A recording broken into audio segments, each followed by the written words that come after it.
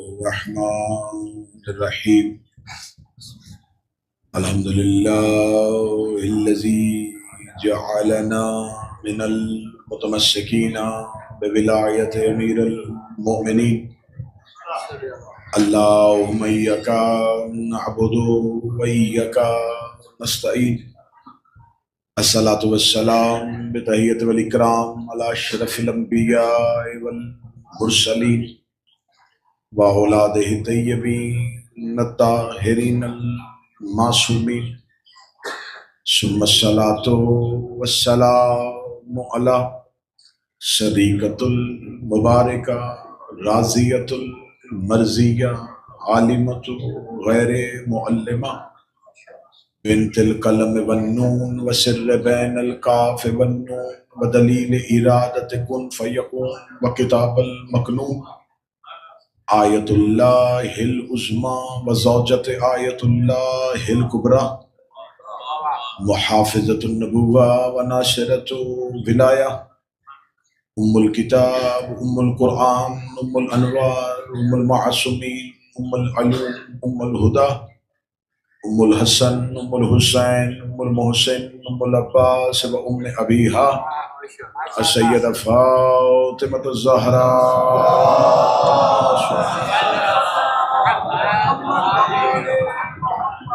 ولعن اللہ تعالی علی اعدائهم اجمعین اما بعد فقد قال حق سبحانہ وتعالی فی کتابہ المجید وفرقان الحمید بسم اللہ الرحمن الرحیم وعباد الرحمن الذین یمشون علی الارض حونا بلند الصلوات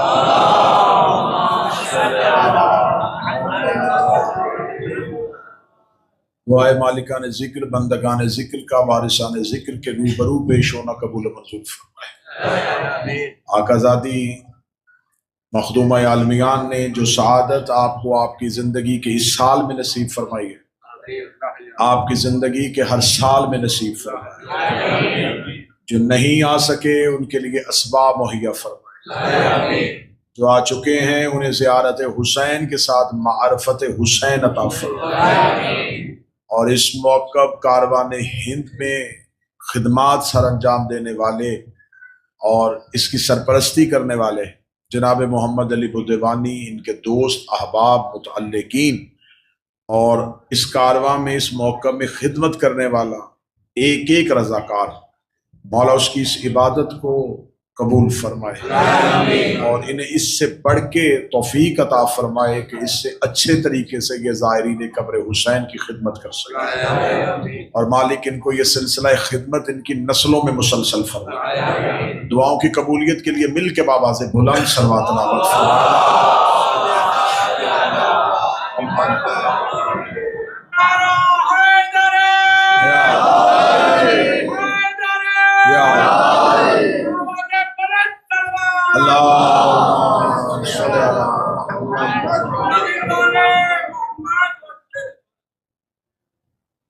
حمد و تعریف ہے اس پاک پروردگار کی جس نے نجاستوں اور غلاظتوں کے دور میں ہمیں طہارتوں والے گھر کی مودت عطا فرمائی۔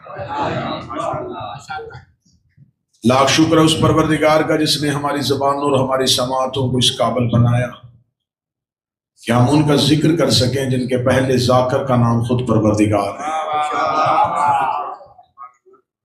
اور لاکھ شکر ہے اس اللہ کا جس نے ہمیں ایک بہت بڑی نعمت کبریٰ سے نوازا کہ ہمیں اس کا زائر بنایا جس کا زائر وہ خود پروردگار ہے۔ سامعین گرامی قدر، میں نے آپ کے سامنے سورہ مبارک الفرقان کی آیہ کریمہ تلاوت کی ہے، اس کا صرف میں ترجمہ پڑھوں گا اور قبر حسین کی طرف جانے والے زائرین کے چہروں پہ ایک سکون آئے گا۔ میں قرآن کی آیت کا ترجمہ پڑھوں گا اور آپ کے چہرے پہ آپ کی محنت اور آپ کا قبر حسین کی طرف جانا آپ کو تسکین عطا فرمائے۔ اللہ قرآن میں کہہ رہا ہے عباد الرحمن، رحمان کے ہیں وہ بندے، الذین یمشون علی الارض حونا، جو چلتے ہیں زمین پر بڑی عاجزی کے ساتھ۔ اللہ کو پسند ہے اللہ اسے اپنا بندہ کہہ رہا ہے جو زمین پر عجز و انکسار کے ساتھ چلتا ہے۔ کسی نے دیکھنا ہو کہ رحمان کے بندے کون ہیں تو وہ کبھی نجف سے کربلا تک چلتے ہوئے زائر کے چہرے کا اطمینان دیکھتا ہے۔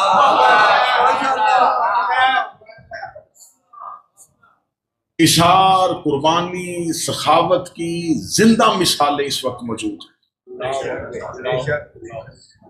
زمانے میں کبھی ایسا نہیں ہوتا کہ جسم چلے اور تھکے نہ۔ متوجہ رہیں گے میرے پاس، زمانے میں کوئی ایسی مثال نہیں ملتی کہ جس میں انسان تھکنے کے لیے پیسے خرچ کرتا ہو۔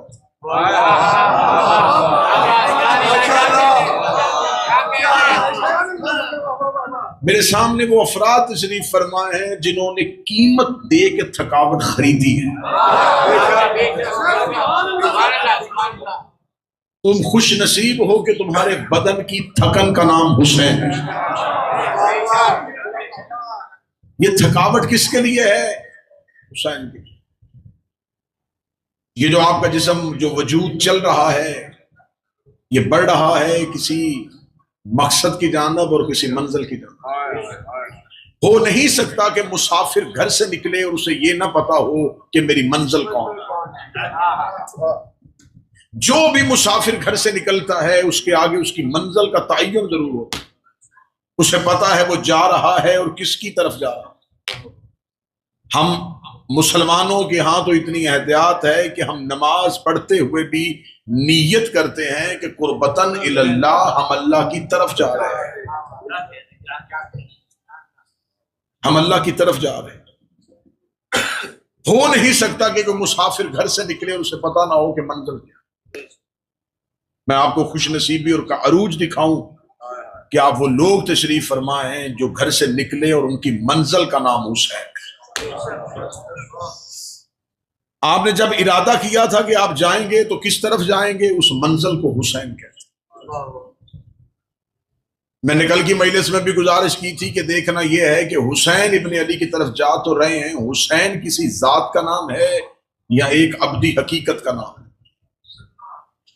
حسین حقائق اور معرفت سے بھرے ہوئے ایک سمندر کا نام۔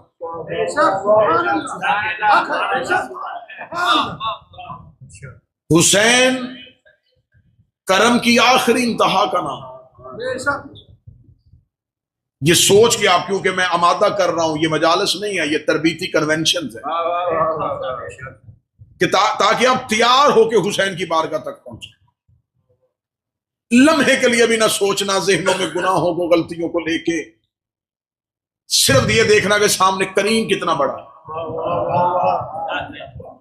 عراق کے رہنے والے کچھ بچوں نے کچھ موقع بنانا تھا تو انہوں نے کہا کہ ہمیں کچھ فنڈز کی ضرورت ہے، تو وہ عراقی ایک تاجر کے پاس چلے گئے، جا کے کہنے لگے کہ ہم بچے ہیں، ہم میں سے کوئی بھی برسر روزگار نہیں ہے، ہم میں سے کوئی کماتا نہیں ہے، لیکن ہم موقع بنانا چاہتے ہیں خدمت زائرین کے لیے، تو ہم چاہتے ہیں کہ آپ ہماری کوئی خدمت کریں، ہمیں کوئی چندہ دیں۔ اس نے اپنے ملازم کو بلوایا، اس نے کہا میری چیک بک لے کے آؤ۔ اس نے ان سے بچوں سے کہا کہ اس کے اوپر کوئی بھی قیمت بھر دو، جتنا تمہیں چاہیے وہ اس پہ لکھ دو۔ اب وہ چھوٹے بچے تھے، احمد شاہ جی وہ ایک دوسرے کی طرف دیکھنے لگے، ہو سکتا ہے ہم تھوڑے لکھیں، اس نے زیادہ دینے ہوں، اور یہ بھی ہو سکتا ہے کہ ہم زیادہ لکھ دیں، اس نے تھوڑے دینے۔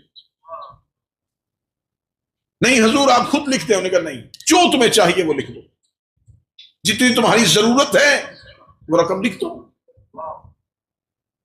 انہوں نے ایک دوسرے کی طرف دیکھا اور رقم کا تعین کرنے کے بعد انہوں نے لکھ کے جب چیک بک اس کی طرف کی تو اس نے دستخط کرنے کے لیے، سگنیچر کرنے کے لیے رقم کے اوپر ہاتھ رکھا اور دستخط کے لیے قلم اٹھایا۔ میں زندہ بات سنانے لگا۔ ان بچوں نے فوراً کہا کہ بہتر یہ ہے کہ آپ دستخط کرنے سے پہلے رقم دیکھ لیں۔ اس نے ان کی طرف دیکھے گا، یہ میرا اور حسین کا معاملہ کیا ہے، یہ میرا اور تمہیں اس سے کوئی غرض نہیں، تمہیں رقم چاہیے تھی، دستخط کی اور بغیر رقم دیکھے ہوئے گھر آیا، سو گیا۔ رات کو خواب میں دیکھا کہ نفسا نفسی کا عالم ہے اور انسانیت ایک پانی کی بوند اور ایک عمل کے لیے ترس رہی ہے. محشر کا میدان سجا ہوا ہے اور انسانیت بےتاب ہے کہ ہم کس کی طرف جائیں. اسی اسنا میں اسے ملائکہ لے کے جا رہے تھے کہ آؤ تیرے نامہ اعمال کھول لیں. یا پیچھے سے کسی فرشتے نے آواز دی اسے روکو، اسے حسین نے بلایا. وہ خواب میں دیکھ رہا ہے کہ وہ مجھے مولا حسین کی طرف لے کے گئے اور حسین نے کہا اس کا نامہ اعمال دکھاؤ. ملائکہ نے نامہ اعمال دکھایا. حسین نے نامہ اعمال پہ ہاتھ رکھے. نامہ اعمال پہ حسین نے ہاتھ رکھنے کے بعد حسین نے کہا میں مہر لگا رہا ہوں، اسے جنت میں لے جاؤ. ملائکہ نے کہا مولا ایک مرتبہ اس کے اعمال دیکھنے جنت میں جانے والے ہیں یا نہیں ہیں. حسین نے ملائکہ کہتا تھا یہ میرا اور اس کا معاملہ.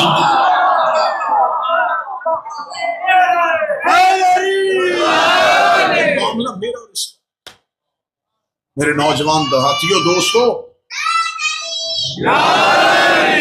حسین خطرناک حد تک کریم کا نام، کرم کے سمندر کا نام حسین.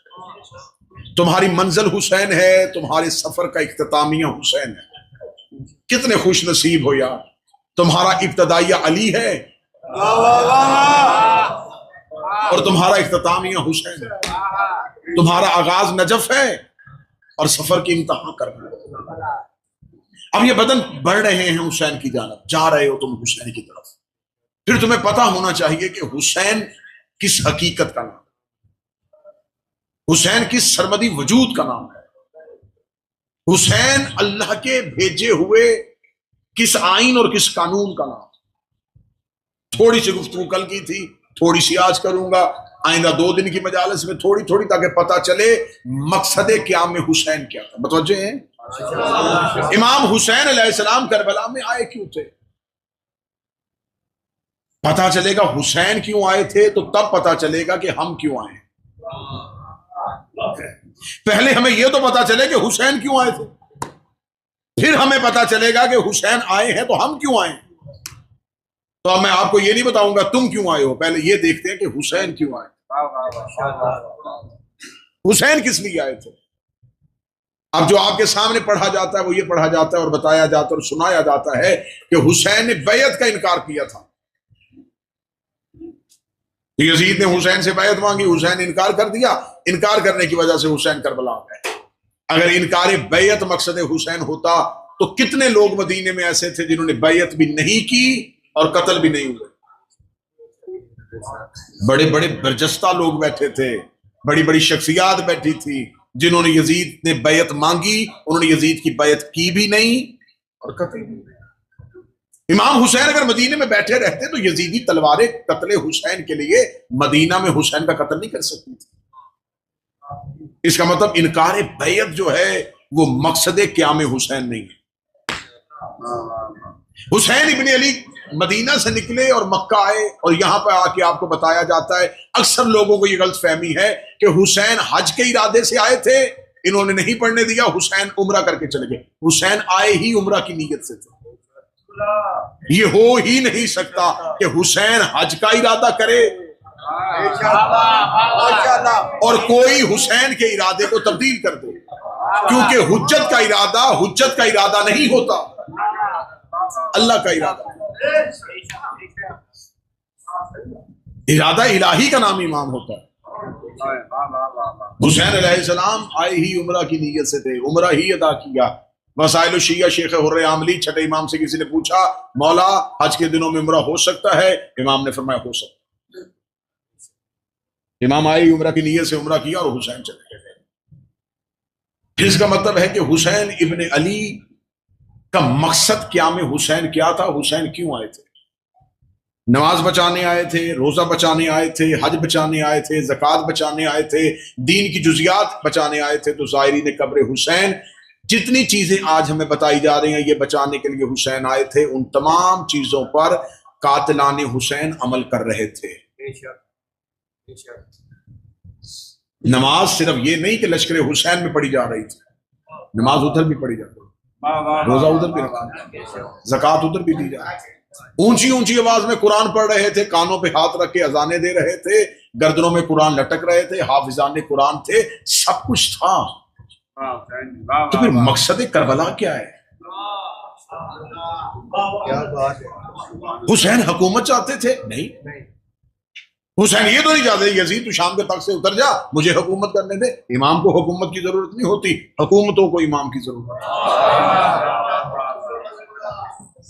امام قید خانے میں بھی ہو امام ہوتا ہے، نبی زندان میں بھی ہو نبی ہوتا ہے. چلے میں جملہ میں نے کل بھی کہا تھا کہ میں پڑھوں گا سنجیدہ گفتگو، تھوڑی تھوڑی دیر میں مجمع کو جگانے کے لیے 2-4 لفظ کہوں گا. نبی قید میں بھی نبی ہوتا ہے اور لعنتی تخت پر بھی لعنتی ہوتا ہے.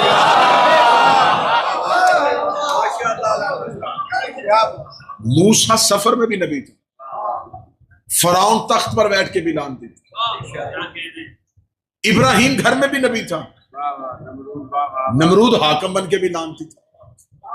لعنتی تخت پر بیٹھ بھی جائے تو لعنت سے نہیں بچے، اور نبی زندان میں بھی چلا جائے تو اسے نبوت نہیں چھینی جاتی. امام تو امام ہوتا ہے، امام کو حکومت کی ضرورت نہیں. نعرہ بلند کیا جاتا ہے پوری دنیا میں، یہ نعرہ بلند کیا جاتا ہے حسین دین بچانے کے لیے کربلا میں گئے تھے. تو میں پوری دنیا میں چیخ چیخ کے کہہ رہا ہوں، یہ کیوں نہیں بتاتے کن سے بچانے کے لیے گئے؟ دین بچانے کے لیے گئے تو دین کن ہاتھوں میں چلا گیا تھا جن سے بچانے کے لیے؟ نماز ادھر بھی پڑھی جا رہی ہے، نماز ادھر بھی پڑھی جا رہی ہے، اعمال تو ہو رہے تھے. وہ کیا تھا جس کے لیے حسین کو مدینہ سے کربلا آنا؟ میں نے کل بھی کہا تھا دیکھنے کا زاویہ ہے. کربلا کو اس رنگ سے دیکھو گے لہدہ نظر آئے گی، اس رنگ سے دیکھو گے لہدہ نظر آئے گی. کربلا کا ہر رنگ حقیقی ہے. کربلا کو جس زاویے سے دیکھو گے کربلا کربلا ہی رہے، لیکن زاویے بدلتے جائیں گے، کربلا کے رنگ بدلتے جائیں گے، کربلا اور طریقے سے نظر آتی ہے. ان بچوں کو بتا دیا جاتا ہے کوفہ بے وفائی کر گیا تھا حسین کے ساتھ. ہر دور میں کوفے کے لوگوں نے امام سے وفا کی. جنگ جمل مولا علی نے اپنے دور میں کی ہے. 650 بندہ مدینے سے آیا ہے، 150 لوگ مکہ سے آئے، باقی ہزاروں کی تعداد کوفہ سے آئے. امام حسین کے مدینہ سے نکل کے کربلا آنے تک 4 گورنر تبدیل کیے ہیں یزید نے کوفہ. حسین کے آنے سے پہلے تک 1 لاکھ شیعہ قتل اور زندانوں میں بھیج دیا گیا. یہ جناب مختار جس نے بعد میں انتقام لیا، شہادت امام حسین کے وقت کہاں تھے؟ زندانوں میں، قید خانوں میں تھے، جیلوں میں تھے. اس کا مطلب یہ نہیں کوفہ نے بے وفائی نہیں کی. وہ جو کوفہ کے خطوط جن کے تانے آج بھی دیے جاتے ہیں، شیعوں نے خط لکھے تھے، تو میں کربلا کے رستے میں بات سمجھا کے بھیج رہا ہوں. خط لکھے نہیں تھے، خط لکھوائے گئے تھے. شیعہ بن کے حسین کو خط لکھو گے حسین ہے، شیعہ بن کے خط لکھو. 11 جرنیل لشکر یزید میں تھے، کل 12 تھے، پور شب عاشور چلا گیا پیچھے، 11 جرنیل بچے. 11 جرنیلوں میں سے 4 جرنیل وہ تھے جن کے نام کے خط حسین کے تھیلے میں تھے، اور حسین شب عاشور روز عاشور ان کو بلا کے بتا رہے تھے یہ خط تیرا نہیں، یہ خط تیرا نہیں، یہ خط تیرا نہیں. تو پھر آؤ سمجھو نا، تم حسین کی جانب جا رہے ہو کہ حسین آئے کیوں تھے؟ ادھر سے حسین آئے ہیں، ادھر سے ہم جا رہے ہیں. حسین مدینہ سے کربلا آئے ہیں، ہم اپنے گھروں سے کربلا جا رہے ہیں. حسین بھی کربلا آئے، ہم بھی کربلا جا رہے ہیں. تو کربلا کے اندر کوئی مقصد تو ہوگا. حسین بھی آ رہے ہیں، ہم بھی جا رہے ہیں، تو کربلا کا مقصد کیا ہے؟ اجازت میں پڑھوں جملے؟ چلے میں ایک اور لفظ کہہ دیتا ہوں. یہاں پر کربلا کی بات آ گئی ہے تو میں نے کل کہا تھا کہ کربلا زمین پہ ہے، زمین سے نہیں ہے. یہ حصہ ہے زمین کا، لیکن اسے زمین کا ٹکڑا نہ سمجھنا، اسے عراق کا شہر نہ سمجھنا. یہ زمینوں کا وجود نہیں ہے، یہ زمین پہ اتارا گیا ہے، زمین کا حصہ نہیں ہے. اللہ نے جب کوئی ملک وجود میں نہیں آیا تھا، اللہ نے زمینوں کے نام رکھے تھے. معصوم فرماتے ہیں جہاں پر مکہ ہے اس کا نام ہے شرافت الارض، اس زمین کا نام ہے شرافت الارض. مکہ بعد میں بنا، پہلے شرافت الارض تھی، شریف ترین زمین. جہاں مدینہ بنا، مدینہ بننے سے پہلے زمین کا نام تھا کرامت الارض، کرم والی زمین. جہاں آج نجف ہے اس زمین کا نام تھا غرۃ الارض، گھمنڈ کرتی ہوئی زمین، غرور کرتی ہوئی زمین. معصوم فرماتے جہاں کربلا ہے اس زمین کا پہلے نام تھا عدیم الارض، زمینوں کا نچوڑ، زمینوں کا خلاصہ، زمینوں کا جوہر. کربلا کا پرانا نام کیا تھا؟ عدیم العرض، عدیم العرض عین کے ساتھ، عدیم العرض. اب جاؤ مولویوں سے جا کے پوچھنا آدم کا نام آدم کیوں تھا؟ ہر چیز کا نام کسی چیز پہ ہوتا ہے. آدم کا نام آدم کیوں تھا؟ آدم کا نام آدم اس لیے تھا کہ لغات میں لکھا ہے کہ آدم عدیم العرض سے بنا تھا. عدیم العرض کہتے ہیں کربلا کو. آدم مٹی سے بنا تھا، مٹی کربلا سے لی گئی تھی. آدم کے وجود میں کربلا کی خاک تھی. پھر لفظ کہوں آدم کو سجدہ ذات کی وجہ سے نہیں ہو رہا، اس کربلا کی خاک کی وجہ سے.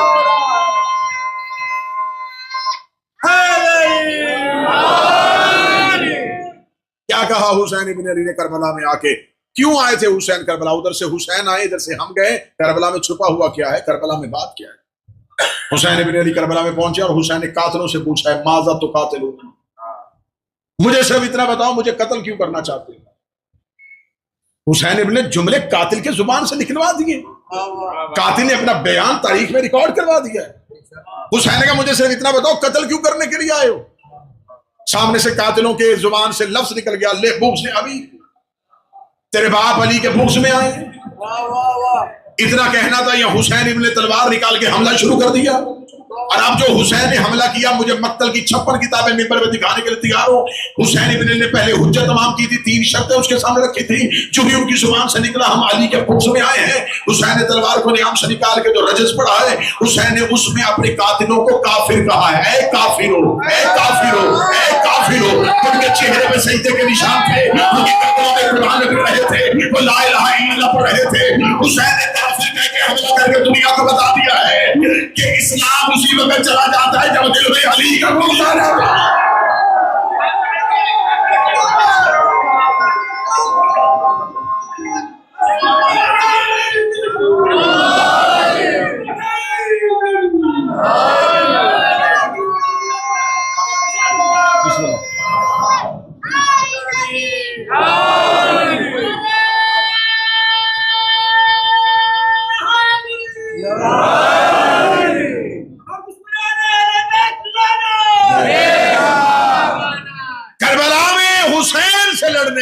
علی کے بغض میں آئے تھے. حسین ابن نے حملہ کیا کافر کہہ کے. اس کا مطلب ہے کہ کربلا مسلمانوں کے درمیان لڑائی کا نام نہیں. جان بوجھ کے الجھائی جا رہی ہے کربلا. کربلا تو 2 مسلمانوں کے گروہ تھے، کہاں مسلمان تھے؟ کربلا اسلام اور کفر کی لڑائی کا نام تھا. میں ریکارڈ کروا رہا ہوں اپنا بیان اور دنیا تک پہنچانا چاہتا ہوں. جو کہیں گے شیعہ خطیب تھا، شیعہ ذاکردہ ندب سے کربلا کے رستے میں زائرین کو کہہ دیا کہ جو علی سے بغض رکھے، جو علی سے نفرت کرے، جو علی کے لیے دل میں عداوت رکھے وہ کافر ہو جاتا ہے. اور میں کتاب کا حوالہ دے رہا ہوں، امام طبرانی کی کتاب معجم الاوسط 4 جلد ہے اس کی. امام طبرانی اہل سنت میں چھوٹے امام کا نام نہیں، مسلم بخاری کے استاد کا نام ہے. استاد الاحادیث ہے، استاد الائمہ ہے، حدیث کا منبر اور ذخائر ہے اس کے پاس. وہ طبرانی معجم الاوسط کی 4 جلد میں لکھتا ہے بریدہ نامی صحابی تھا، مسجد نبی میں نبی کے پاس آیا، رسول اللہ کے پاس آئے، رسول اللہ کے پاس آ کے رسول کو سلام کیا، سلام کر کے مسجد میں رسول کے سامنے بیٹھ کر کہا یا رسول اللہ آپ نے کہا اللہ ہے، ہم نے مانا، آپ نے کہا نماز پڑھو، میں نے پڑھی، آپ نے کہا روزہ رکھو، میں نے رکھا، آپ نے کہا زکات دیا کرو، میں نے اس دن سے دینی شروع کر دی، اپنے چہرے پہ داڑھی سے جاؤ، میں نے سجا لی، جو جو آپ کہتے رہے میں کرتا رہا ہوں، لیکن میں آج آپ سے دل کی ایک کیفیت اور ایک دل کی حالت بتانے کے لیے آیا ہوں. یا رسول اللہ جب بھی ممبر پہ بیٹھ کے علی کے فضائل پڑھتے ہیں مجھ سے علی کے فضائل برداشت نہیں ہوتے. میرے دل میں علی کے لیے کہیں بغض ہے، میرے دل میں علی کے لیے کہیں کینہ ہے. میں نے زائرین کے سامنے کتاب کا نام لیا امام طبرانی معجم الاوسط کی 4 جلد میں لکھتے ہیں. اس نے کہا میرے دل میں علی کے لیے بغض ہے، جیسے ہی آپ علی کی فضیلت پڑھتے ہیں وہ بغض میرے اندر سے جاگنا شروع ہو جاتا ہے. مجھے بتائے میں کیا کروں؟ رسول کے صحیفہ رحمت پہ جلالت کی سرخی آئی. رسول نے کہا باقی کام بعد میں کرنا، پہلے ہاتھ بڑھا کلمہ پڑھ، کافر ہو گیا.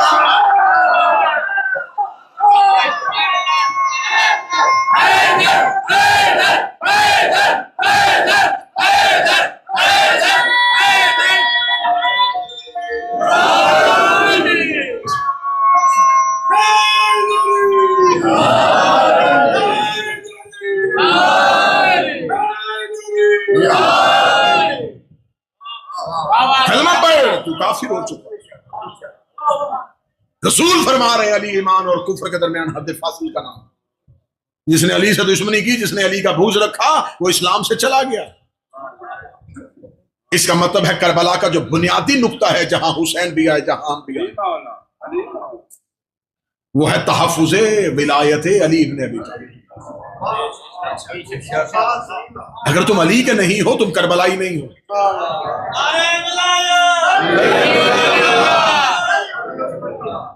مقصد حسین کو سمجھو، پیغام حسین کو سمجھو. کربلا کے وجود کے اندر چھپا کیا تھا؟ زمین پر سب سے آخری خبر کا نام ہے ولایت علی. پہنچانے والا مبلغ رسولوں کا سردار ہے. لوگ بھول رہے تھے علی کو. کربلا نے، عاشورہ نے غدیر کا تحفظ کیا. اسلام حضرت آدم سے چلا تھا، رسول تک آیا. رسول پہ آ کے دین مکمل ہوا. کہاں پہ آ کے؟ غدیر میں. دین بند ہے غدیر کے اندر، غدیر بند ہے عاشور کے اندر. آسان کروں؟ لا الہ الا اللہ زم ہے محمد رسول اللہ کے اندر. محمد رسول اللہ زم ہے علی ولی اللہ کے اندر. کہتے نہیں ایسا تو کچھ نہیں تھا. میں تاریخ سے ثابت کرتا ہوں اگر ایسا نہیں تھا. 61 ہجری کو واقعہ کربلا ہوتا ہے. حسین ابن علی شہید ہو جاتے ہیں اور پھر فوری طور پر یزید اور یزیدی قوتیں اور یزیدی لشکر مدینہ پر حملہ کرتا ہے. واقعہ ہررا. کربلا کے فوراً بعد مسجد نبوی پر حملہ کیا گیا. روضہ رسول پر حملہ ہوا. مسجد نبوی کو جلایا گیا. مسجد نبوی کے اندر یزید کے لشکر کے گھوڑے باندھے گئے. جاؤ جا کے ہسٹری اٹھا کے دیکھو کہ مسجد نبوی کے اندر کیا ہوا اور مدینہ میں مسلمانوں کی عورتوں کے ساتھ کیا سلوک کیا. حسین کہتے رہے چلو کوئی نہ گیا. شہید ہو گئے حسین اور یزید کا لشکر مدینے پہنچ گیا. انہوں نے مدینہ کے اندر شب خون مارا. اور ہسٹری اسلام کی، ہسٹری کا مذہب نہیں ہوتا، ہسٹری شیعہ سنی نہیں ہوتی، ہسٹری ہوتی ہے.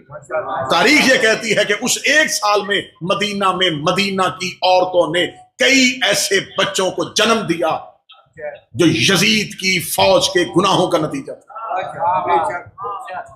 یہ تاریخ ہے اسلام کی. اب میں کیا کروں؟ یہ حقائق ہیں کہ لشکر یزید کے گناہوں کا نتیجہ اس سال کئی عورتوں نے بچے جنے. پھر اس کے بعد میں نے تاریخ کا ہر ورق نکالا کہ کسی اگلے صفحے میں لکھا ہو کہ وہ جو بچے اس سال یزید کے فوج کے گناہوں کی وجہ سے پیدا ہوئے تھے، مدینے کے باہر کسی نے گڑھا کھود کے انہیں دفنا دیا ہو، انہیں قتل کر دیا ہو. نہیں، میں نے ساری تاریخیں بھی، بچے پیدا ہوتے تاریخ نے بتائے. پھر عقل انسانی تو تعاقب کرتی ہے نا حقائق کا.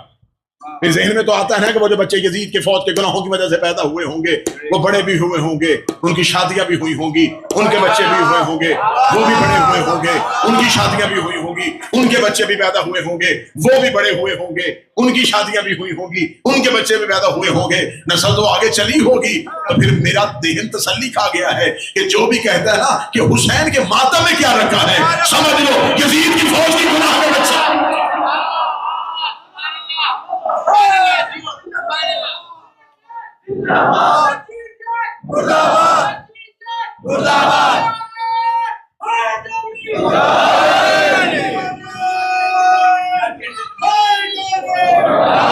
جس نے عزاداری کا مذاق بنایا، حسین نے اسے زمانے میں مذاق بنا کر رکھا. چلے میں لفظ کو آسان کر دیتا ہوں. ممبر اتنا پاک ہے کہ میں کچھ ایسے افراد کو ڈسکس ہی نہیں ممبر پہ کرتا کہ جن کا قد ہی اتنا بڑا نہ ہو. میں اشارہ دے دوں گا، جو پاکستان سے آئیں گے وہ اشارہ سمجھ لیں گے. جو حسین کی عزاداری کا مذاق کرے اس پہ رحمان کا فضل نہیں ہوتا، رحمان کی لعنت ہوتی ہے.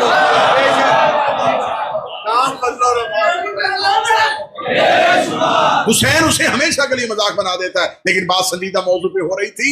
اگر حسین کا ساتھ نہیں ہوا، مدینے پہ حملہ ہوا، اور پھر مدینہ کے بعد کیا ہوا؟ مدینہ کے بعد مکہ پہ حملہ ہوا. حجاج بن یوسف جیسا ملاؤن جو ہے وہ مکہ تک پہنچتا ہے. غلاف کعبہ کو آگ لگا دی جاتی ہے. اللہ کے گھر کا طواف بند کر دیا جاتا ہے. اب بتاؤں کہ علی ولی اللہ کی طاقت کیا ہے؟ کربلا حسین تھے، حسین نے روک کے رکھا، ادھر حسین شہید ہوئے، پہلے ہوا محمد رسول اللہ پہ حملہ، اس کے بعد ہوا لا الہ الا اللہ پہ حملہ۔ اس لیے ہم کہا کرتے ہیں کہ عبادتوں میں سے، کلمے میں سے علی کو نہ نکالا کرو، جہاں سے علی کو ہٹاؤ پہلے نبوت پہ حملہ ہوتا ہے، پھر اس کے بعد اللہ کی وحدانیت پہ۔ کربلا ایک تحریک کا نام ہے، کربلا ایک موومنٹ کا نام ہے۔ میں آسان کر دیتا ہوں، دیکھیں ایک ہوتا ہے علم، ایک ہوتی ہے معرفت، اس کے بعد ایک ہوتا ہے جذبہ، پھر ہوتا ہے احساس۔ آگ جلاتی ہے، یہ علم ہے، کیوں جلاتی ہے، کس کو جلاتی ہے، یہ معرفت ہے۔ میں آگ سے جل نہ جاؤں، یہ جذبہ ہے، لیکن کسی کو آگ میں جلتا ہوا دیکھ کے تکلیف ہونی، یہ احساس ہے۔ میں نے بڑی جلدی کیا، آگ جلاتی ہے، یہ علم ہے، کس کس شے کو جلاتی ہے اور کیوں جلاتی ہے، یہ معرفت ہے۔ میں اس کو نہیں چھوں گا، یہ جذبہ ہے۔ کسی کو جلتے ہوئے دیکھا، یہ احساس ہے۔ لوگوں کے پاس کربلا کا علم ہے، ہمارے پاس کربلا کا احساس ہے۔ کوئی غیر مسلم بھی نہیں مانتا کہ کربلا میں ظلم نہیں ہوا، وہ کہتے ہیں ہم کہتے ہیں۔ آپ کو پوری دنیا میں ایسے لوگ ملیں گے وہ جو کہتے ہیں بس یہاں آپ میں اور ہم میں یہی فرق ہے نا کہ آپ ماتم کر لیتے، ہم نہیں کرتے۔ ہم اس لیے نہیں کرتے کہ بس ٹھیک ہے ہمارے یہاں نہیں ہے، ہم اس دن چھٹی کر لیتے ہیں، ہم اس دن امام حسین کے نام پہ لوگوں کو کھانا کھلا دیتے ہیں۔ تو بھائی آپ کو کربلا کا علم ہے، احساس نہیں ہے، اور تحریک علم کی وجہ سے نہیں آتی، احساس کی وجہ سے۔ موضوع پسند ہے، اس موضوع کو چلاؤں آگے۔ تحریک ہمیشہ احساس سے پیدا ہوتی ہے۔ یہ احساس ہمارے اندر پیدا کس نے کیا تھا؟ اب میں تقریر کے اختتامیے میں جا رہا ہوں کہ تاکہ اگلی 2 مجلسوں کا میرا خلاصہ بن سکے۔ دین بند ہے غدیر کے اندر، غدیر بند ہے عاشور کے اندر۔ عاشور کا احساس زمانے میں جس خاتون نے پھیلایا ہے اسے زینب ہے۔ میں فضائل پڑھ رہا ہوں، فضائل پڑھ رہا ہوں، جس نے زمانے کو احساس کروا دیا۔ یہ مولا سجاد روئے کیوں تھے؟ احساس کے لیے، لوگوں کو احساس ہو۔ کیا ہوا تھا کربلا میں؟ احساس، انسان کے اندر احساس پیدا کرنے کے لیے۔ یہ جو ہم نجف سے کربلا پیدل چل رہے ہیں کس لیے؟ احساس۔ ہمیں رستے میں دھوپ لگتی ہے تو ہمیں گرمی محسوس کیوں نہیں ہوتی؟ احساس کی وجہ سے۔ ہمیں تھکاوٹ، کیونکہ یہ تمام چیزیں کیفیت ہیں۔ تھکنا کیفیت کا نام ہے۔ یہ کیفیتیں ہم پر حاوی کیوں نہیں ہوتی؟ کیونکہ ہمارے احساس کا نام حسین ہے۔ ہمیں پیاس لگتی ہے، ہمیں حسین کا احساس ہو جاتا ہے۔ ہمیں تھکاوٹ ہو جاتی ہے، ہمیں حسین کا احساس ہو جاتا ہے۔ یقین کرو حسین کے ظاہر و کربلا سے یہ پیغام لے کے جانا، اسی احساس نے ہمیں زندہ رکھا ہوا۔ ہم زندہ اس احساس کی وجہ سے۔ تمہیں کیا پتا کربلا نے تمہیں کیا کیا نعمتیں دی؟ کربلا نہ ہوتی، کسی کا جوان مرتا تو باپ فوراً مر جاتا۔ بیٹے کے مرنے کے بعد وہ باپ جو زندہ رہتا ہے کربلا کے احساس کی وجہ سے۔ ہم احساس کرنے والے لوگ ہیں، ہمیں اس احساس نے زندہ رکھا ہے جس نے زمانے کو پھیلایا۔ دیکھیں ابھی امریکہ اور ایران کی جنگ جاری ہے، اللہ ملک ایران کی حفاظت فرمائے، حسین کے ساتھ دینے والوں کا ہمیشہ ساتھ دے۔ اس وقت یہ جنگ جاری ہے، لیکن اتنی نیوز آنے کے باوجود ہمیں پتہ نہیں چلتا ان میں سے سچی خبر کون سی ہے، جھوٹی کون سی۔ ابھی کسی نے پاکستان سے فون پہ فون آ رہے، ہمیں پتہ چلا موقعوں پہ دھماکے ہو رہے، خیریت ہے، کیوں؟ خبریں جھوٹی جا رہی۔ آپ لوگوں کو تسلیاں دے رہے ہو کہ نہیں ایسا کچھ بھی نہیں ہے، جھوٹی ہے، ایسا نہیں۔ اتنے سورسز ہونے کے باوجود آج بھی زمانے کو پتہ نہیں چلتا کہ ان نیوز میں سے سچی کون سی ہے۔ 1400 سال پہلے اس ریگستان میں قتل ہوا ہے۔ خبر پوری دنیا میں جس نے پھیلائی، اتنے سچے طریقے سے پھیلائی، ہمیں اتنا بھی پتا ہے کہ قاتل کا قد کتنا تھا۔ یہ خبر ہم تک کس نے پہنچائی ہے؟ قاتل چھپ کیوں نہیں سکے؟ نوجوانوں اپنے ذہنوں کو جگاؤ، میڈیا یزید کے پاس تھا، خبر کا کنٹرول سورس یزید کے پاس تھا. خبر پھیل کیسے گئی دنیا میں؟ قتل آبادی میں نہیں، صحرا میں ہوا. کیسے پتا چل گیا کہ کوئی اپنے ساتھیوں کے ساتھ مارا گیا ہے؟ کیونکہ جس کے ذمے تشہیر تھی وہ شہزادی اتنی مضبوط تھی. یہ شہزادیوں کا کربلا سے کوفہ اور کوفہ سے شام آنا یہ الہی مشیت تھی، یہ حکمت پروردگار تھی کہ یہ بی بی کوفہ سے چلے اور شام. آؤ میں تمہیں بتاؤں، میں کیونکہ بالکل نعرے کے موڈ میں مجلس سے پڑھ ہی نہیں رہا، میں چاہتا ہوں کہ آپ کے دلوں کے اندر وہ شعور پیدا ہو. آپ کربلا تک آئیں تو آپ کا شعور پختہ ہو جائے. سیدہ زینب کے شام میں 1 سال قید میں بیٹھنے کا اثر تھا کہ یزید کے مرنے کے بعد اس کا بیٹا باپ کے تخت پہ تھوک کے چلا گیا. اب جاؤ مجھے تاریخ دانوں سے پوچھ کے بتاؤ کہ یزید کا بیٹا کوئی قرآن کی تفسیر پڑھ چکا تھا؟ اس نے تو مدینہ دیکھا ہی نہیں، وہ تو پلا ہی ایک شراب خانے میں تھا، اس کو پلا ہی گناہوں میں تھا، غلاظتوں میں پلا تھا. اس کے شعور نے ترقی کیسے کی؟ نہ اس نے رسول دیکھا، نہ وہ مدینے میں گیا، نہ وہ کسی امام کی خدمت میں حاضر ہوا، نہ اس نے کسی حدیث کی کتاب کا مطالعہ کیا. اس کا شعور پختہ کیوں ہوا؟ ماشاءاللہ. پھر مجھے جملہ کہنے دینا، وہ قرآن کی تفسیر پڑھ کے حق کی طرف نہیں آیا، زینب کی تقریر سن کے حق کی طرف. زینب عالیہ کے خطبوں نے تاریخ کا رخ بدل دیا. شہادت حسین نے تحریک پیدا کی، زینب تحریک کی بانی بنی، تحریک دنیا میں پھیلا دی. یہ تم لوگ اس تحریک سے متاثر ہوا ہو. لوگ ہمارے اندر یہ احساس کس نے پیدا کیا؟ ایک لمحے کے لیے کبھی تنہائی میں بیٹھ کر سوچو، اتنے انسان قتل ہو رہے ہیں، اس قتل کا اتنا احساس کیوں ہے؟ آئمہ میں بھی مظلومیت آئی ہے، نبیوں کی اولادوں میں مظلومیت آئی ہے، حسین کے لیے یہ احساس کیوں ہے؟ یہ احساس زینب نے پیدا کیا، یہ احساس سید سجاد نے پیدا کیا. 2 ہستیاں کربلا سے چلی ہیں زمانے کو کربلا سمجھانے کے لیے، ایک مرد ہے ایک عورت ہے.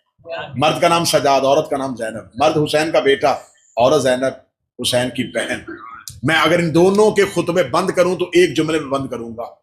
سجاد بتاتے رہے ہم کون ہیں، زینب بتاتی رہی تم کون.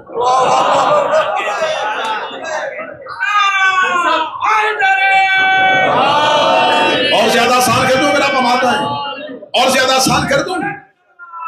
اللہم صلی علی محمد وعلی محمد. زینب تولا پڑھتی رہی، سجاد تولا پڑھتے رہے، زینب تولا پڑھتی رہی. زینب کبریٰ نے شام کی تاریخ کو بدل کے رکھ دیا، بی بی کے خطبوں کی دھار نے بدل کے رکھ دیا. کل انشاءاللہ زینب عالیہ کی تحریک اور آخری مجلس میں سید الساجدین کی تحریک پڑھوں گا کہ ان دونوں کی تحریکوں نے اثر کیا چھوڑا. 1 سال رہے قید خانے میں اور اثر ایسا کر گئے کہ جب یزید کی حکومت کے آخری دور تھے تو 80,000 لوگ حسین کے شیعہ ایک زندان سے نکلے تھے. وہ جو حسین کے ساتھ 72 آئے تھے، یہ تعداد لاکھوں میں کیسے پھیلی؟ زینب عالیہ کی وجہ سے. خطبوں نے تاریخ کا رخ بدل کے رکھ دیا، لوگوں تک کربلا پہنچ گئی، نشر ہو گئی، اور ہم اس کربلائی وجود کا حصہ بن گئے. ماشاءاللہ. میں نے تقریر کے آغاز میں کہا تھا، آپ مجبور کر کے لائے گئے لوگ نہیں، آپ اپنے اختیار سے آئے ہیں. آپ کو پتا تھا کہ اس خطے میں جنگ چل رہی ہے، آپ کو پتا تھا کہ فلائٹس کا شیڈول متاثر ہے، آپ کو پتا چل رہا تھا کہ کربلا میں ٹمپریچر بہت ہائی ہے، شدت کی گرمی ہے. آپ ان تمام سختیوں کو ذہن میں رکھنے کے باوجود منتیں مان رہے تھے کہ میں چلا جاؤں. آپ نے یہ تھکاوٹ پیسے دے کے خریدی ہے. انسان سفر میں مرنے سے ڈرتا ہے، یہ واحد سفر ہے جس میں انسان مرنے کی خواہش کرتا ہے.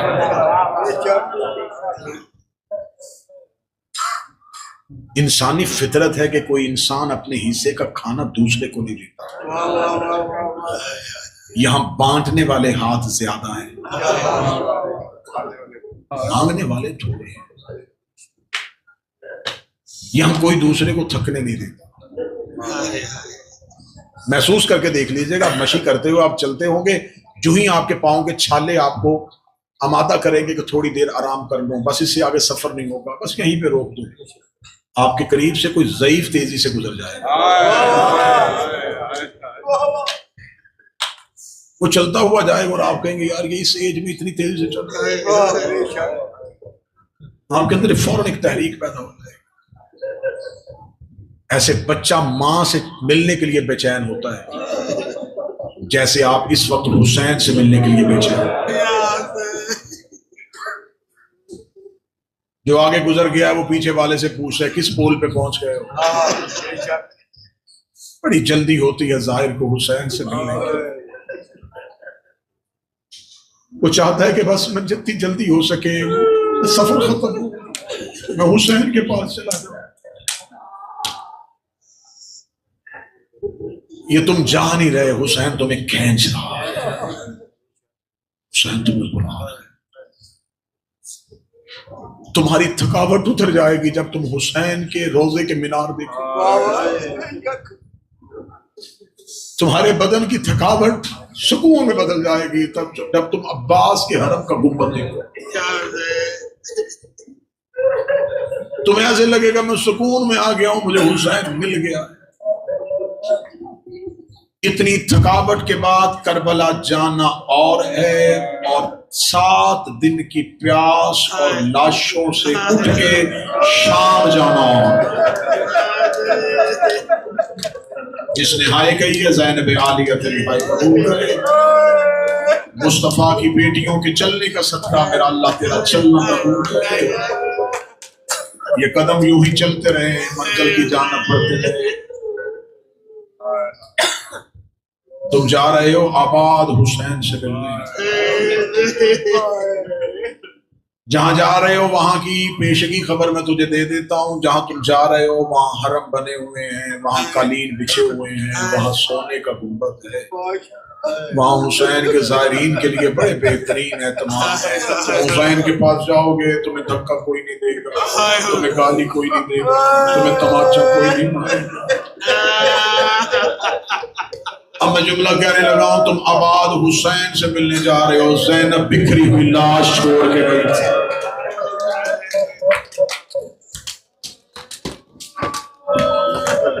جب زینب عالیہ کربلا سے نکلی تھی، لاش 7 حصوں میں تقسیم تھی۔ سب سے پہلے لاشا حسین میں بہن آئی ہے، رو کے کہتی ہے حسین معاف کر دینا۔ حسین تیرے یتیم اکٹھے کرتے کرتے زینب کو پوری رات گزر گئی۔ حسین مجھے معاف کر دینا، میں صبح آپ کی لاش پہ آنا چاہتی تھی، یا امت رسیاں لے کے آ گئی۔ حسین میں تیری لاش سے جا رہی ہوں، حسین میں نے عصر عشور کا آپ کو دیکھا ہوا ہے، حسین ایک بار بہن سے مل جائے۔ لاشا حسین کے قریب سے بہن کی سواری گزری ہے، میں سخت نہیں پڑھوں گا تاکہ ظاہر کا جگر نہ پھٹ جائے۔ سواری بٹھائی نہیں، زینب پھر بھی اتر گئی۔ میں اشارہ تن جملہ دیا، میں نے کہا سواری بٹھائی نہیں، زینب پھر بھی اتر گئی۔ میں تیرے رونے کے لیے جملہ تھوڑا سا کھول دیتا ہوں، زینب ایسے اتری جیسے بھاگتے گھوڑے سے عباس اترے۔ زینب عالیہ بھائی کی لاش پہ قدموں سے چل کے نہیں گئی، ایسے آئی جیسے اکبر کی لاش پہ حسین آئے تھے۔ بہن بھائی کی لاش پہ آئی ہے، مجھے سر پہ قرآن رکھ کے بتاؤ بہنوں والوں، کبھی بہن سے بھی بھائی بھولتا ہے؟ بھائی کی لاش کے قریب آگے کہہ دیا حسین تو کہاں ہے؟ حسین تو کہاں ہے؟ حسین بہن تجھ سے ملنے کے لیے آئی۔ 7 حصوں میں حسین کی لاش دیکھی، رو کے کہتی معاف کرنا، چادر ہوتی میں تجھے کفن دے دیتی، میرے ہاتھ کھلے ہوتے میں قبر بنا کے تیری لاش دفنا جاتی۔ حسین زینب شام جا رہی ہے، حسین جو لاکھوں تجھے قتل کرنے کے لیے آئے ہیں، میں ان کے شہروں میں جا رہی ہوں، حسین میں وعدہ کر کے تیری لاش اٹھ کے جا رہی ہوں، انہوں نے تجھے بے گوڑوں کفن چھوڑ کے جا رہی ہوں، انہوں نے تمہیں لاوارث سمجھ کے مارا تھا، زینب تیری قبر پہ تیری لاش پہ کھڑی ہو کے وعدہ کرتی ہے، حسین ایک وقت آئے گا لوگ تیری قبر ڈھونڈنے کے لیے گھروں سے نکلیں گے، لوگ ایک دوسرے سے پوچھیں گے حسین کی قبر کہاں ہے، زینب تیرا قتل چھپنے نہیں دے گی، زینب تیرا لہو چھپنے نہیں دے گی، حسین ایک بار تیرا چہلم کرنے کربلا ضرور آؤں گی، یہ کہہ کے بہن بھائی کی لاش سے چلی گئی، دوسری بہن بھائی کی لاش پہ آئی، لوگ کہتی حسین میں بھی تیرا چہلم کرنے کے لیے آؤں گی، تیسری بہن آئی، لوگ کہتی میں بھی بھائی تیرا چہلم کرنے کے لیے آؤں گی، آخری جملے میں مادر روتے کرنا، آخر میں 4 سال کی بیٹی آئی، لوگ کہتی ہر کوئی آئے گا میں نہیں آؤں گی، مجھے آخری بار ملنے شام کے دن حوصلہ حوصلہ حوصلہ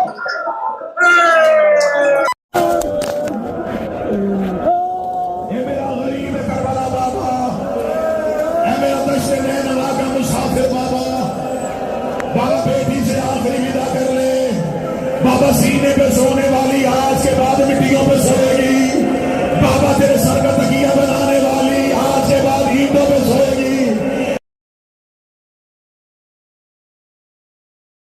رقیہ واپس آئے، بابا تیری سکینہ واپس نہیں آئے، کیسے گئی 4 سال کی بیٹی، کوئی لاشائے حسین سے پوچھتے، حسرت کیا تھی زینب عالیہ کی، میں حسین تیرا چہلم کرنے آؤں گی، آؤ میں تمہیں چہلم کا مضمون سناؤں اور تمہیں سلام کروں، آدھی رات ملعون یزید دمشق میں اپنے تخت پہ بیٹھا، اس نے اپنے سپاہی سے کہا تھا زندان سے حسین کے بیٹے کو بلا کے لا، آدھی رات کو سپاہی آئے، علی ابن الحسین تجھے ہمارے حاکم نے دربار میں بلایا، مولا سید الساجدین اٹھے، اب میں اشارہ کروں گا جو مسائل میں اشارے پہ روتے ہو، بلایا چوتھے امام کو تھا، 5واں بھی ساتھ اٹھا، جو نہیں سمجھ سکے انہیں کھول کے بتا دو مجبوری کوئی اتنی بڑی تھی، چوتھے نے کمر سیدھی کی، 5ویں کے تلوے زمین سے اٹھ گئے، ابھی بھی آئینے کی رسی ایک تھی، امام 2 قید تھے، آدھی رات کو یزید کے دربار میں باپ اور بیٹا آئے، یہ ملعون تخت پہ بیٹھا، مولا سجاد کی آواز ہے تو نے رات کے اس پہر میں مجھے کیوں بلایا، یہ ملعون دے کے کہتا حسین کا بیٹا میں تیری قید آزاد کرنا چاہتا ہوں، آزاد قید کا نام آنا، سجاد رو کے کہتے مجھے بتا میں جاؤں کہاں، یہ کہنے لگا جہاں بھی جانا ہے لیکن شام چھوڑ دے، شام سے چلا جا، مولا سجاد کی آواز آئی تو نے بیعت مانگی ہم نے کی نہیں، تو نے میرا بابا قتل کر دیا جب ہم نے بیعت کی نہیں تو میری قید آزاد کیوں کر رہا ہے، یہ ملعون دیکھ رہا ہے اس لیے آزاد کر رہا ہوں، وہ جسے تھوڑے دن پہلے دفنا کے آیا ہے اس کے رونے کی آوازیں ابھی بھی شام میں آ رہی ہے، اور تجھے 4 سال کی بہن کو دفنایا ہے تو کبھی میرے محل کے اس کونے میں روتی ہے کبھی اس کونے میں روتی ہے، میں آدھی رات کو تڑپ کے اٹھتا ہوں، اس کے چیخوں کی آوازیں آتی ہیں، رو رو کے کہتی اس کی رسیاں کھول دے وہ بیمار ہے، اس کی زنجیریں آزاد کر، وہ 1 سال کا تھا،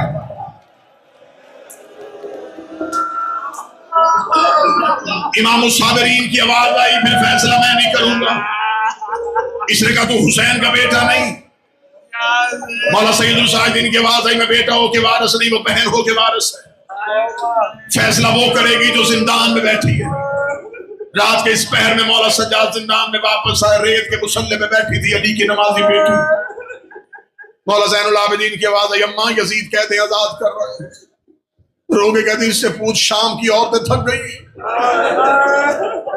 اما وہ کہتے آزاد کرو مجھے سکینہ کے چیخوں کی آوازیں آتی، بی بی زینب رو کہتی نہیں سجاد میں حسن کی بہن ہوں،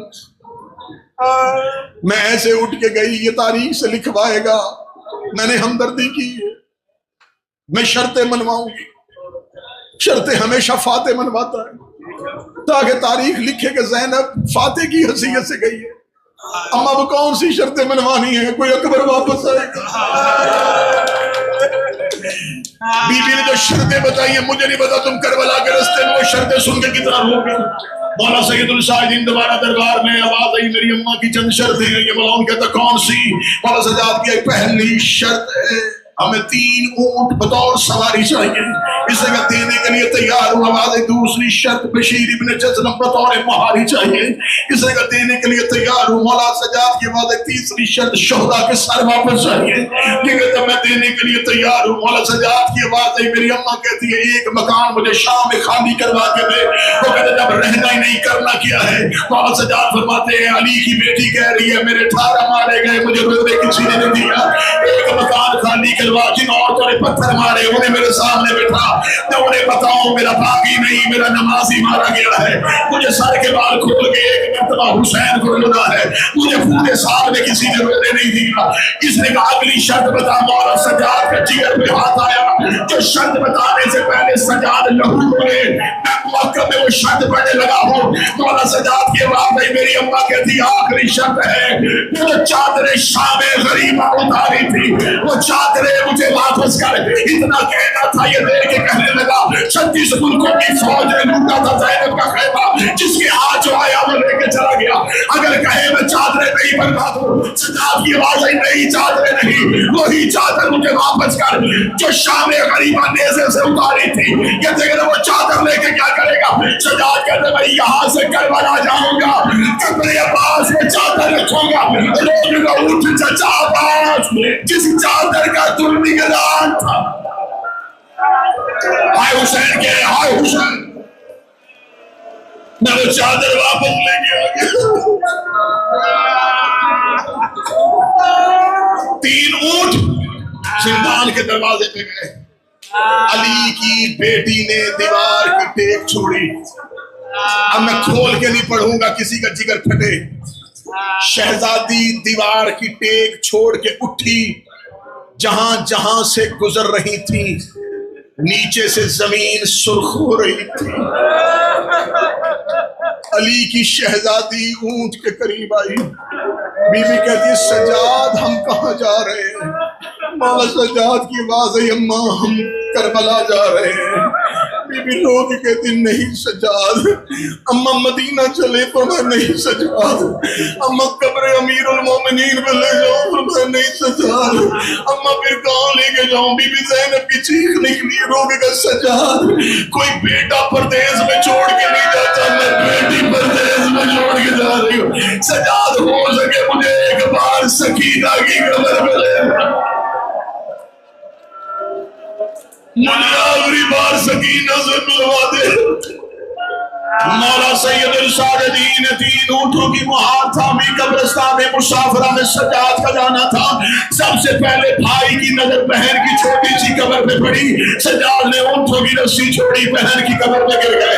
رونے کہتے سکینہ روز پوچھا کرتی تھی پرندے گھروں پہ جاتے کبھی میں بھی مدینے جاؤں گی. اٹھ سکینہ دیکھ میری رسیاں کھل گئی ہیں. دیکھ میری زنجیریں کھل گئی ہیں. آ سکینہ تجھے کربلا لے جاؤں. آ سکینہ تجھے بابا کے پاس لے جاؤ. آ سکینہ تجھے مدینے لے جاؤ. بی بی زینب کی آواز ہے کلثوم سجاد کو اٹھا لے کئی بہن کی قبر پہ بھائی مر نہ جائے. بی بی کلثوم نے مولا سجاد کو اٹھایا. بی بی رقیہ نے بی بی مسلم کو اٹھایا. سب سے آخر میں آئی حضرت عباس کی زوجہ فضل کی ماں نام لبابہ خاتون. جگر پہ ہاتھ رکھ کے جملہ سننا. بی بی لبابہ خاتون نے کہا علی کی بیٹیوں میں تمہاری کنیز ہوں تمہارے نوکر کا حرم ہوں. ایک مرتبہ اجازت دینا مجھے تنہائی میں سکینہ سے بات کرنی ہے. علی کی بیٹی قبر سکینہ سے گئی. عباس کی زوجہ نے پھٹکے کے نیچے سے مولا عباس کا کٹا ہوا سر نکالا. سکینہ کی قبر میں قدموں پہ رکھا. ہاتھ باندھ کے کھڑی ہو گئی. نوکری بی نوکر معافی مانگنے آیا ہے پانی لینے گیا تھا رات میں سو گیا. قبر سکینہ مل گئی. آواز آئی سر اٹھا لے میں راضی میرا کربلا کا غریب ناظر میری بقیے والی ماں